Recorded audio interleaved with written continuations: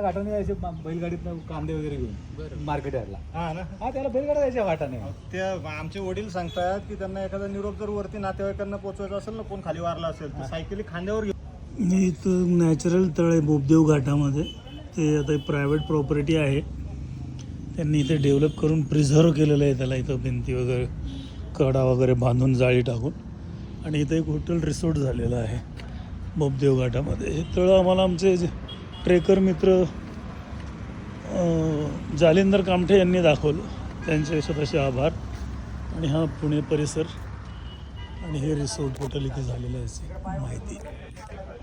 हा बोपदेव घाटातून पुणे शहराचा नजारा.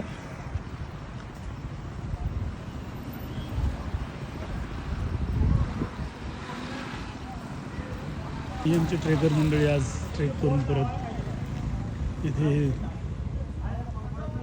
प्रिझर्व केलेलं पाण्याचं टाकं बघून बसमध्ये बसून परतीच्या तयारीला. धन्यवाद, आभारी.